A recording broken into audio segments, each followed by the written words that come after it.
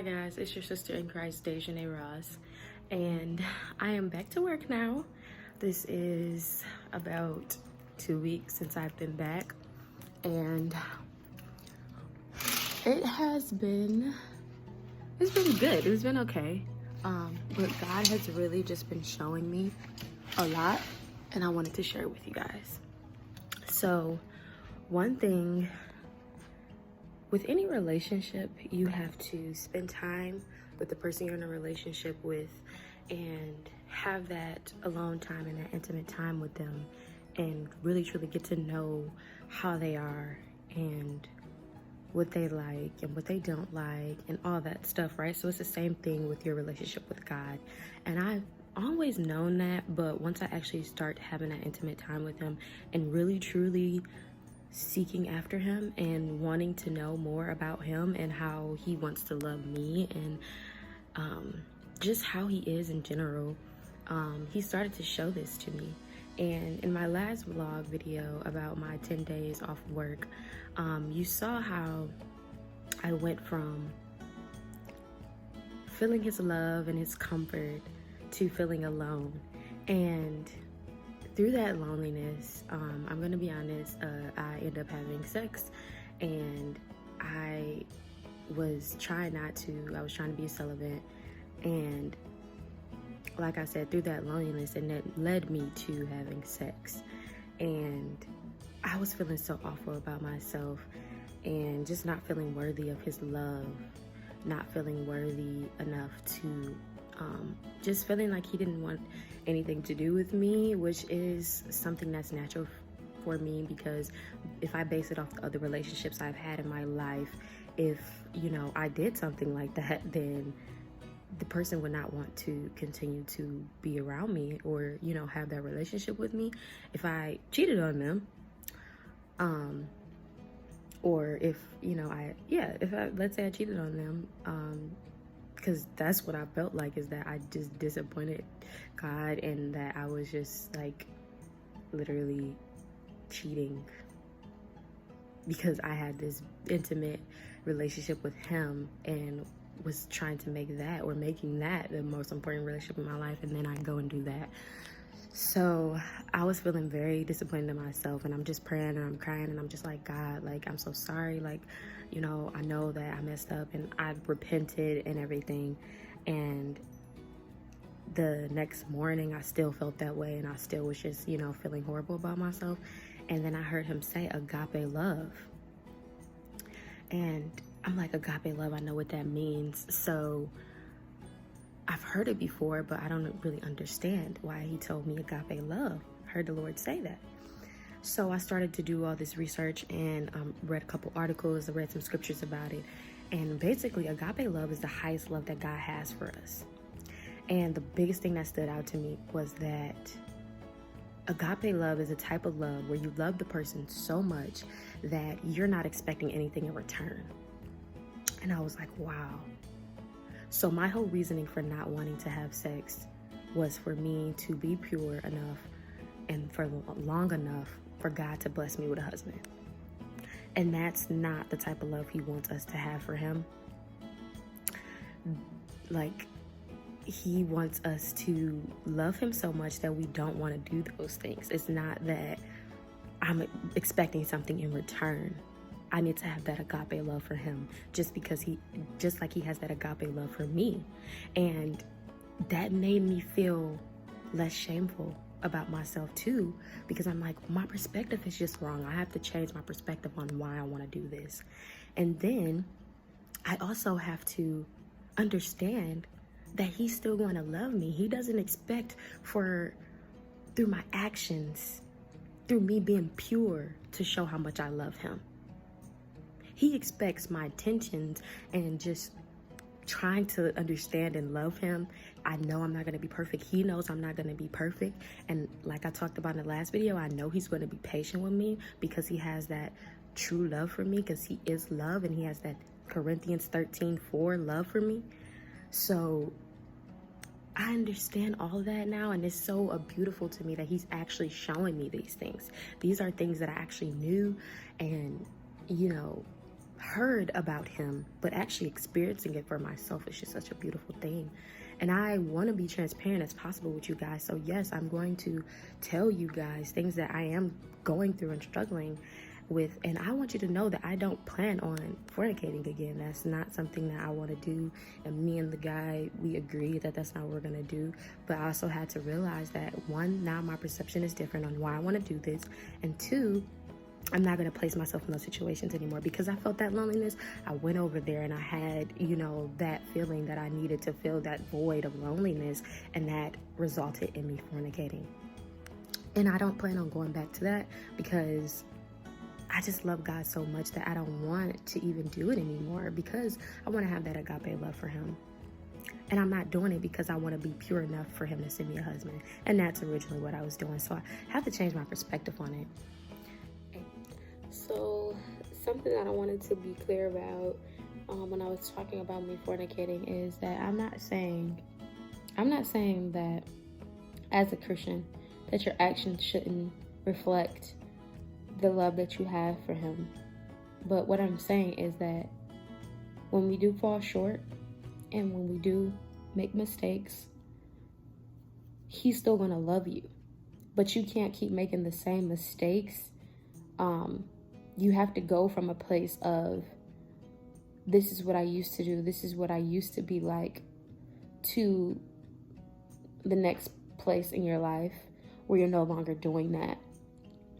And God will, as long as you put in that work, God will change your heart and change your mind to where you don't want to do those things, because that's what he's doing in me. The more time you spend with him, the more you get to know him, the more you fill your heart and your mind with his word, you will be transformed and your actions will align with that.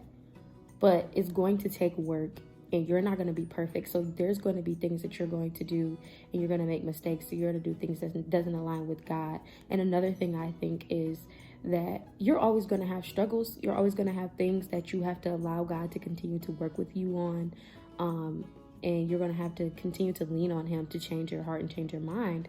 But those things shouldn't be the same things. You shouldn't be struggling with the same thing you were struggling with when you first became a Christian. And I know that might be too blunt for some people, but you shouldn't be struggling with the same things. If you are really putting the time and the work with him, he's not going to let you stay the same. He's going to come into your heart and come into your mind and change those things. So you're not going to be staying in that same place, stuck in that same place, in that same mindset, doing those same mistakes. So I'm not going back to those same things, because I'm allowing God to change my heart and change my mind about those things. That's exactly what I'm talking about in that video, is how he changed my perspective. He literally changed my heart and my mind about how I felt about that situation, which ultimately is going to cause me to do better and be better, to where I'm no longer doing those things anymore. And that's what he wants to do with you. So I want to encourage you guys to let him do that. Allow him to do that. Because when I tell you, God is just so good. When I think about how far he's brought me in 2 years, has brought me so far. Just the way that I view relationships in general is just like he's brought me so far. So just wanted to share that. So just finished my shift and now I'm just on call. So just wanted to come back and chat with you guys and tell you something else that I have learned about God and me getting to know him more during this time of me getting to know him more. Something else that I've learned is that I can trust him. And I know, I mean, I knew that, but actually experienced that. So I'm going through a lot of different changes and transitions right now. So I'm gonna start with my job first. So This job originally was an internship. When I first came here, it was only supposed to be 4 months long. And sorry, I'm washing the dishes right now, or putting the dishes in the dishwasher. But I was only supposed to be here for 4 months, and this was the last year of my this is my last year in college, so this was my senior year, and I needed an internship to graduate, so I came here, and I currently work at the Hospitality House. That's what it's called. So it's similar to a Ronald McDonald House. So we have patients that are getting treatment at McLaren Hospital, and we also have proton therapy patients that stay here, and family members of either a proton therapy patient or a patient in McLaren Hospital can stay here. You have to have those requirements to stay here. So I'm a resident manager, so I'm literally on duty for 3 days straight, and then the next week I'm on for 4 days straight, and then I get 4 days off, 3 days off. So it just switches like that every week. So anywho, I'm working here, and it just became very overwhelming for me because it is a lot of work. It's a lot of responsibility being the resident manager. I have so many different responsibilities, and it was a challenge for me. Like, I had previously had like a supervisor position, but I never had like a manager position, and the job just came with a lot, and I'm thankful for it because I've learned so much since I've been here and everything.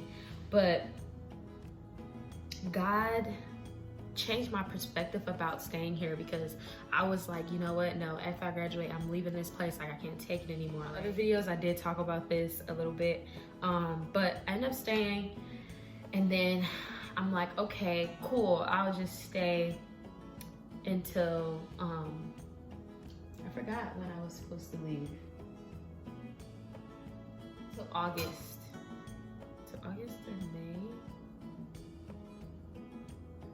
I don't remember. Anyways, I was supposed to be leaving in May. I was supposed to be leaving in May because I was gonna graduate and everything. Yeah, that's right. I was supposed to be leaving in May because I was supposed to graduate and everything, and then I was going to be gone after I graduated. I was gonna leave, right? So then I'm like, I'm not gonna try to go into the job market right now. I'm just going to stay here, you know, especially because the job market's probably not the greatest. But I'm like, cool, I still got until after I got until May to find out where I want to live and stuff. I mean, where I want to work and stuff. So then I started applying for all these jobs, and I'm like really pressing in. I'm like, oh my gosh, God, like I haven't got a job yet. I need a job by this date during this time. And all of the jobs that I wanted were not coming through, and they did not like come through. So then I'm like, oh my gosh, okay, God, like what's going on? Like, what do you want me to do? Like, what do you want me to do if I'm not getting these jobs? And then he started to give me the content for the YouTube and everything. And I started the YouTube, and I started my blog. And I'm like, okay, God, like, okay, I'm doing that. I'm gonna do that. But I still feel like, you know, it's something you want me to do more. And I don't need to be here anymore. I don't want to be here anymore or whatever, right? So May comes, and they asked me to stay. They asked me to stay until August. They asked me to stay till August, and I'm like, that's fine, you know, that still gives me more time, and I'm thankful because of the coronavirus, you know, that I'm just going to stay here, like I said. So I was supposed to be leaving this month, actually. This month is when I would have been leaving.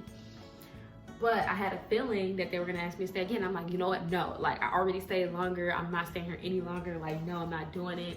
Like, no, right? But then I'm still praying, like, God, give me direction. God, give me direction. Where do you want me to go? What do you want me to do, right?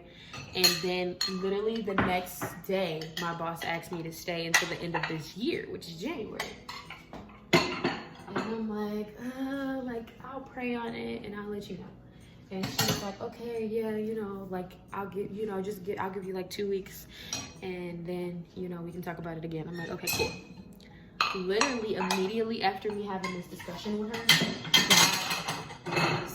God started to deal with me about why I didn't want to stay here. And it was just like, he changed my whole perspective on the job. And it's just like, wow, like this job is actually a blessing because I have a lot of free time to be able to do what I want to do and flexibility in my schedule. I love the people that I work with. My boss is a Christian, so like I can speak about my religion and speak about my love for God unashamed. And I mean, I'll do that in any environment, but it's just easier for me during this season of my life to be able to talk about those things and not feel like pressure or anything. So it's a blessing that I have a job like that. And, I'm still able to get paid and stuff like that. So I was like, wow, God, like, okay. So I ended up telling him I want to stay. So that's the first thing. I'm just like, wow, like, and then not only that, how did I forget to leave this out? When she told me that she wanted me to stay, because I was also worried about the fact that there's no growth here because this is a nonprofit. So they have a certain amount of funds that's allocated towards, this particular department.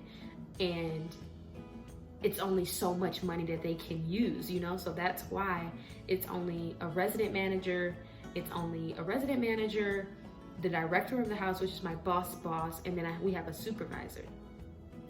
And that's it. It's only a staff of 3 people. And then I do have a partner, like a one coworker. She's the other resident manager, and we switch off. But other than that, we have volunteers that come, but since the coronavirus, they haven't been here and everything. So it's a lot to do for only 3 people. And it's a huge house with 35 rooms, and we're pretty booked a lot. But anyways, I'm ranting. But anyways, so when she told me that I would be getting a raise because I would now be training the next resident manager is going to come in. She was like, you deserve it, and blah, blah, blah. I'm like, wow, like God is so good. And I just trusted him and his like will for me, which was to stay here. And now I'm, and then I got a raise. Like I didn't even expect that. And I was like, wow, you can do that? Like I literally asked her, like, you can do that? She's like, yeah, we can do that. Like I talked to HR about it, blah, blah, blah. I'm like, wow, like thank God. Like that is so beautiful. Like I didn't even expect that. And then I don't know how much the raise is going to be yet. We haven't talked about it yet because they haven't started the process of hiring another person yet, but that should be by the end of this month, that should be in effect. And she told me we'll talk more about it once that time comes. So that's the first thing. First way he showed me to just trust him and stop worrying so much, because I was really worried about that. Like, God, okay, I'm not getting none of these jobs and I'm just graduated. I don't want to just be sitting at home with a degree and not doing nothing with it. And my degree is actually in hospitality. So I work at the hospitality house, so it's like great. Anyways, the second thing is now I'm moving out of my grandmother's house because I lived with her all throughout college, and I'm getting my own place now. Well, it's me and my cousin, but still, it's our place because I'm not going back to school. And I was like worried about like how I was going to pay everything for that. I mean, like I had money saved up, but I'm like, I'm gonna be like flat broke and not having much money left over after, me paying for us to move into the apartment. And once I pay all my other bills, like I'm like, dang. But I was trying to calculate out like how much my check was gonna be after taxes and all of that. And the next morning I woke up, I looked at my check and I'm like, wow, this is more than enough. It's not even, because I had just took the 10 days off of work, so I was like worried about it. And wow, I'm like, wow, this is, why was I worried? I don't know what type of calculations I was doing, but I'm gonna have more than enough to be able to pay for everything I need to pay for. Thank the Lord, like he is so good. Like trust him. And I just realized like that he's really showing me like how he is. Like, even though like I said, I knew this stuff, it's just like, wow, seeing it actually work in my life is just so beautiful. And I'm just like, God is just so good. Like, I just want to encourage you guys to trust him. And Like, just trust him with your life, trust him with the plan that he has, trust him with your life, trust him with your plan.